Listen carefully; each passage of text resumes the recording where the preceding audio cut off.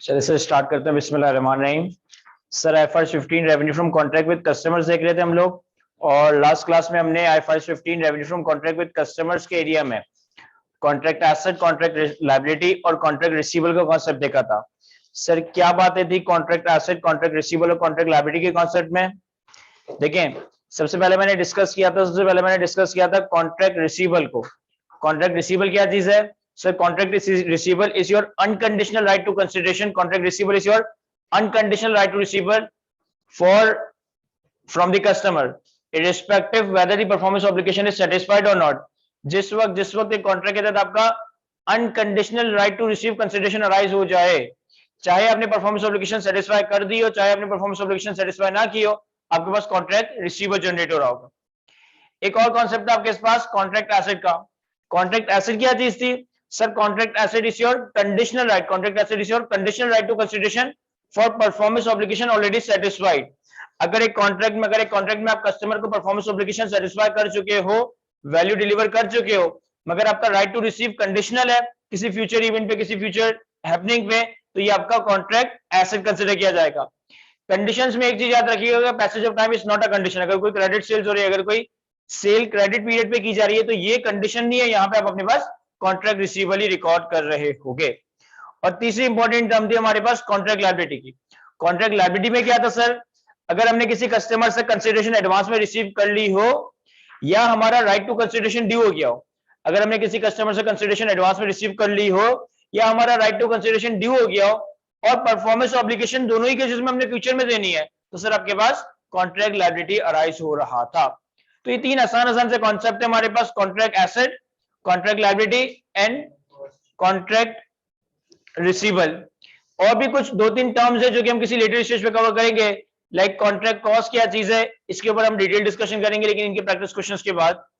तो अगर हम अपने पास IFRS 15 के प्रैक्टिस क्वेश्चंस पर आए,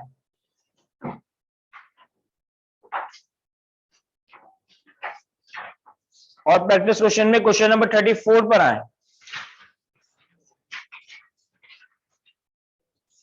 क्वेश्चन नंबर 34 हमारे पास IFRS 15 की इलस्ट्रेटिव एग्जांपल नंबर 38 है।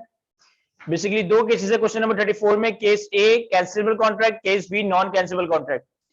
केस ए कैंसिलेबल कॉन्ट्रैक्ट में कहता है, on 1st January 2019 an entity entered into a cancelable contract to transfer a product to the customer on 31st March 2019. The contract requires the customer to pay consideration of 1000 in advance on 31 January 2019.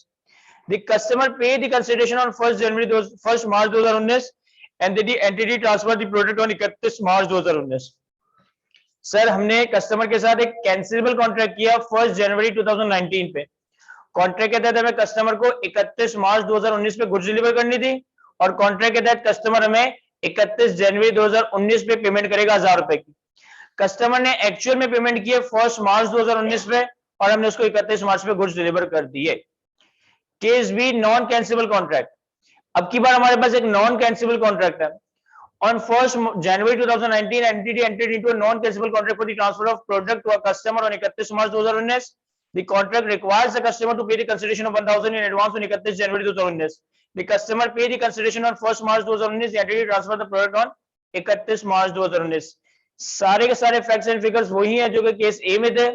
1st January 19 पे contract हुआ, 31 मार्च 19 पे goods deliver करने थे, 31 जनवरी 19 पे customer को payment करनी थी, और कस्टमर ने एक्चुअल में पेमेंट किया 1 मार्च 19 पे। बस दोनों में फर्क ये कि एक केस में ये कैंसिलेबल कॉन्ट्रैक्ट है, एक केस में ये नॉन कैंसिलेबल कॉन्ट्रैक्ट है। तो जरा काउंटिंग एंट्रीज बनाते हैं इसकी।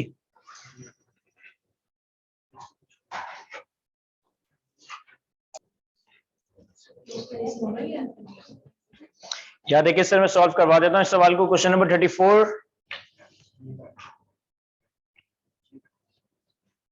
सर हमारे पास फैक्ट्स क्या है कि 1 जनवरी 19 पे हमारा कॉन्ट्रैक्ट साइन हुआ है, तो ये हमारी कॉन्ट्रैक्ट डेट है। एज पर द कॉन्ट्रैक्ट 31 जनवरी 19 पे हमारी पेमेंट ड्यू हो रही थी। एज पर द कॉन्ट्रैक्ट 31 जनवरी 19 पे हमारी पेमेंट ड्यू हो रही थी, और कस्टमर ने मैं एक्चुअली पे करा 1 मार्च 19 पे। और हमने 31 मार्च 19 पे गुड्स डिलीवर कर दिए। अब हमारे पास जो केस ए था वो कैंसिलेबल कॉन्ट्रैक्ट का था, यानी कि जब तक कि मैं कोई चीज कस्टमर को दे नहीं देता या कस्टमर मुझे कोई कंसिडरेशन प्रोवाइड नहीं कर देता, कॉन्ट्रैक्ट कैंसिलेबल है, कभी भी कॉन्ट्रैक्ट हो सकता है।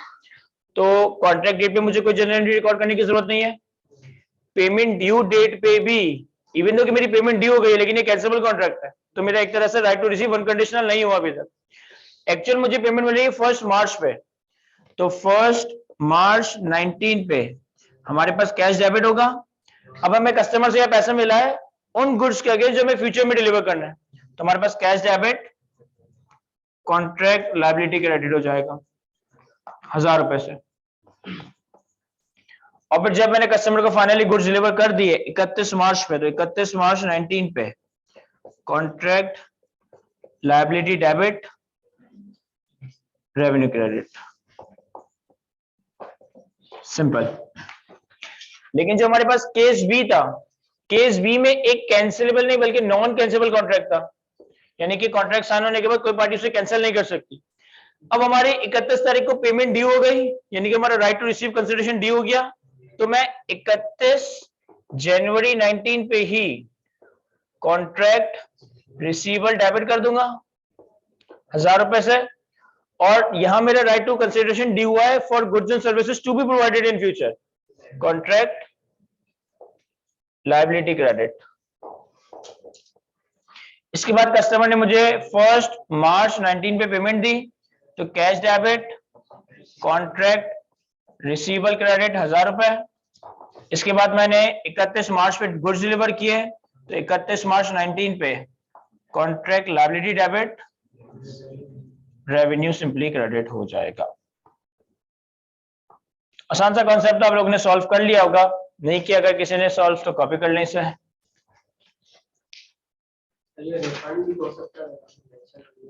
सर यहाँ पे मेंशन नहीं है सर, ये रिफंड, ये किसी ने सवाल पूछा कि अमाउंट रिफंड भी तो हो सकता था, तो यहाँ पे मेंशन नहीं है, तो इस वजह से मैंने उस रिफंड वगैरह की पॉसिबिलिटीज को नहीं देखा। अगले 2-3 सवालों में हमारे पास ये रिफंड वाले केसेस भी अराइज हो जाएंगे।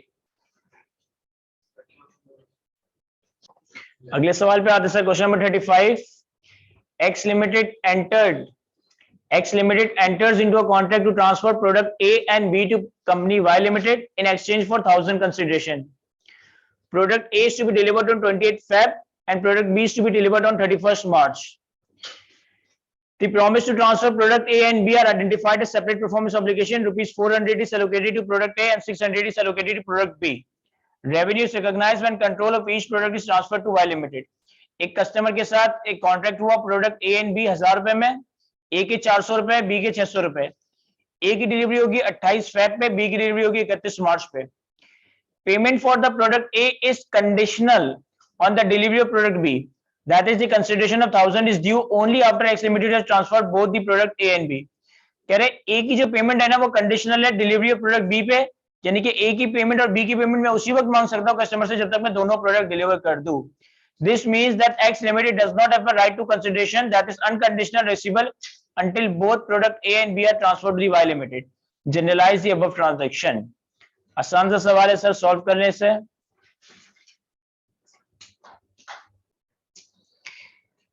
सर ये सवाल भी मैं सॉल्व करवा देता हूँ। Question number 35। कॉन्ट्रैक्ट के तहत हमने गुड्स ए डिलीवर करने 28 फेब पे, गुड्स बी डिलीवर करने 31 मार्च पे, और गुड्स ए की payment conditional upon the delivery of contract goods B, तो दोनों का जो हमारा अनकंडीशनल राइट यानी कि कॉन्ट्रैक्ट रिसीवेबल रिकॉर्ड होगा वो 31 मार्च पे रिकॉर्ड होगा। सबसे पहले मैंने 28 फेब पे गुड्स ए डिलीवर किए, तो मैं अपने पास रेवेन्यू रिकॉर्ड कर लूंगा गुड्स ए का, दैट इज 400, और अपने पास अब मैं कैश डेबिट नहीं कर सकता, कॉन्ट्रैक्ट रिसीवेबल डेबिट नहीं कर सकता, क्योंकि अभी मेरा कंडीशनल राइट है, अनकंडीशनल नहीं है। तो कंडीशनल राइट को हम कहते हैं कॉन्ट्रैक्ट एसेट, तो कॉन्ट्रैक्ट एसेट 400 से डेबिट। फिर 31 मार्च को मैंने गुड्स बी डिलीवर किए, और अब पूरी अमाउंट मेरी ड्यू हो गई, पूरी अमाउंट मेरी अनकंडीशनल हो गई, तो हमारे पास कॉन्ट्रैक्ट रिसीवेबल 1000 से debit, revenue from goods B P&L में 600, और जो मैंने पहले कॉन्ट्रैक्ट एसेट रिकॉर्ड करा था ये हमारा खत्म हो जाएगा। और जब पेमेंट होगी तो कैश डेबिट और कॉन्ट्रैक्ट रिसीवेबल क्रेडिट हो जाएगा।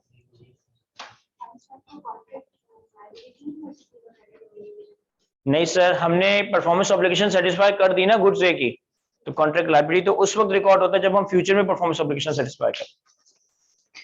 कॉपी कर लें तो फिर अगला सवाल देखते हैं। क्वेश्चन नंबर 36 पर आता है। कहता है entity to contract with the customer on 1 January 2019 to transfer product to the customer for ₹150 पर product. If the customer purchases more than 1 million product in a calendar year, the contract indicates that the price per unit is retrospectively reduced to 125 per unit per product. एक customer के साथ 1 जनवरी 19 पे contract हुआ, 150 रुपए के हिसाब से हम उसको प्रोडक्ट सेल करेंगे। अगर कस्टमर अगले 12 महीने में पूरे साल में 1 मिलियन से ज्यादा यूनिट्स बाय करता है तो प्राइस हमारी रेट्रोस्पेक्टिवली रिड्यूस होकर 125 हो जाएगी। Consideration is due when the control of the product is transferred to the customer. Therefore, the entity has an unconditional right to consideration that is receivable for ₹150 per product until retrospective price reduction applies, that is after 1 million products are shipped. कहते contract कहते हैं हमारा right to consideration उस वक्त deliver होगा जब हमने product deliver कर दी, और जब तक 1 मिलियन प्रोडक्ट डिलीवर नहीं होती तब तक हर सेल के ऊपर हमारा 150 रुपए का राइट टू रिसीव अनकंडीशनल है। In determining the transaction price the entity concludes at the contract Inception that the customer will meet the 1 million product threshold and therefore estimates that transaction price should be 125 per product. Sir जब हम अपना transaction price determine कर रहे थे तो basically यहाँ पे variable consideration वाला कॉन्सेप्ट ट्रिगर हो रहा है। 150 की प्राइस में से 125 का एलिमेंट फिक्स्ड है, 25 का एलिमेंट वेरिएबल है। तो हमने ये कंक्लूड करा कि भाई कस्टमर 1 मिलियन का टारगेट मीट कर लेगा, यानी कि इन द एंड हमारी एंटाइटलमेंट 125 की मिलेगी बनेगी। Generalise the first shipment to the customer of 100 units. अभी सिर्फ मैंने 100 यूनिट डिलीवर किए हैं, सिर्फ इसकी एक एंट्री बनानी है हमने।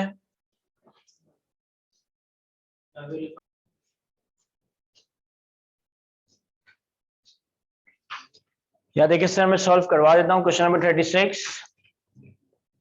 बहुत आसान सा सवाल। इस तरह का कॉन्सेप्ट हम step 3 determine the transaction price और डिटरमाइन द ट्रांजैक्शन प्राइस में मोर स्पेसिफिकली वेरिएबल कंसीडरेशन में ये कॉन्सेप्ट हम अप्लाई कर चुके हैं कि जब आपकी ट्रांजैक्शन प्राइस का कोई कंपोनेंट वेरिएबल हो तो वेरिएबल कंसीडरेशन को आप ट्रांजैक्शन प्राइस का पार्ट उस वक्त कंसीडर करते हो only when it is highly probable that subsequent change in estimate would not result in reversal of revenue. जब इस बात के बहुत ज्यादा चांसेस हो कि आगे जाकर आपके एस्टिमेशन में चेंज आने की वजह से रेवेन्यू की रिवर्सल की नौबत नहीं आएगी। अब यहां मैंने एक प्रोडक्ट सेल करना है, इसकी प्राइस एग्री हुई है कस्टमर्स के साथ 150, जिसमें से 125 का जो एलिमेंट है वो तो फिक्स्ड है, ये तो मिलेगा ही मिलेगा, और 25 का एलिमेंट वेरिएबल है, डिपेंड करता है इसकी इंटाइटलमेंट डिपेंड करती है कि आइदर कस्टमर टारगेट मीट करता है या नहीं। अगर कस्टमर ने टारगेट मीट नहीं किया 1 मिलियन का तो ये 25 हमें मिलेगा, अगर 1 मिलियन का टारगेट मीट कर लिया तो फिर हमें ये टारगेट नहीं मिल रहा होगा। सर इन्होंने ये कहा स्पेसिफिकली कि आपका जो राइट टू रिसीव है ना वो उसी वक्त अनकंडीशनल अराइज हो जाएगा जिस वक्त आपने प्रोडक्ट सेल करा, और जब तक कस्टमर 1 मिलियन प्रोडक्ट से ज्यादा बाय नहीं कर लेता तो हर 1 मिलियन प्रोडक्ट से पहले की जितनी प्रोडक्ट है उनपे हमारा जो राइट टू रिसीव होगा वो 150 का अनकंडीशनल होगा। तो जब मैंने उससे 100 यूनिट सेल करे, मुझे लगता है कि ये टारगेट मीट कर लेगा, लेकिन अच्छा मुझे लगता है कि ये टारगेट मीट कर लेगा, यानी कि मैं अपना रेवेन्यू किस तरह रिकॉर्ड करूंगा सर 100 यूनिट्स इंटू 125 12,500। लेकिन अभी इसने 1 मिलियन यूनिट्स परचेस किए नहीं है तो इससे जो मैं पैसे मांगूंगा वो 150 के हिसाब से मांगूंगा, तो हमारे पास 100 इंटू 150 15,000, और बाकी जो अमाउंट है जब कस्टमर ये टारगेट मीट कर लेगा तो मुझे उसे रिफंड करना पड़ेगा। तो यहाँ पे मैं अपने पास कॉन्ट्रैक्ट लायबिलिटी नहीं बल्कि रिफंड लायबिलिटी रिकॉर्ड करूंगा, दैट इज 2500। अब ये रिफंड लायबिलिटी क्या चीज है सर? देखिए एक टर्म है कॉन्ट्रैक्ट लायबिलिटी, एक टर्म में यहां नहीं इस्तेमाल कर रहा हूं, दैट इज रिफंड लायबिलिटी। इन दोनों में फर्क क्या है? जिस जगह पे आपने कस्टमर से एडवांस में पैसा रिसीव कर लिया या आपका right to receive consideration due हो गया, और परफॉर्मेंस ऑब्लिगेशन आपने फ्यूचर में सेटिस्फाई करनी है।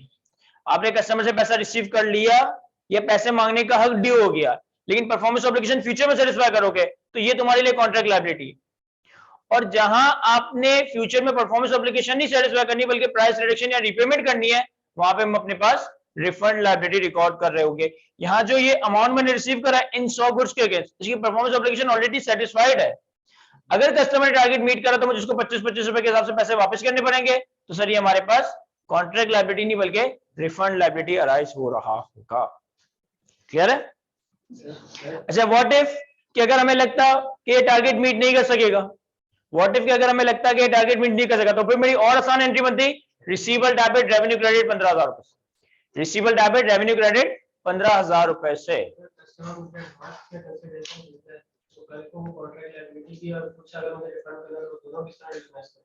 सर अगर कस्टमर मुझे कोई एडवांस में कंसिडरेशन देता है, अगर कस्टमर मुझे कोई एडवांस में कंसिडरेशन देता है, तो इस केस में हमारी एंट्रीज कैसे मैनेज हो रही होगी? जिस वक्त मनी तुम्हें एडवांस मिला, cash debit contract liability credit, let's say तुमने एक प्रोडक्ट का एडवांस लिया, cash debit contract liability credit 150 रुपए से। कस्टमर ने तुमसे एक यूनिट, इस वक्त ये हो गया, कस्टमर ने तुमसे आके एक यूनिट कलेक्ट कर लिया, अब तुम्हें उसका रेवेन्यू रिकॉर्ड करना है, लेकिन तुम्हें लगता है कि 150 की नेट रेवेन्यू नहीं बनेगी, तो फिर एंट्री बनेगी कॉन्ट्रैक्ट लायबिलिटी 150 से डेबिट, रेवेन्यू 125 से क्रेडिट, रिफंड लायबिलिटी 25 रुपए से क्रेडिट। क्लियर है?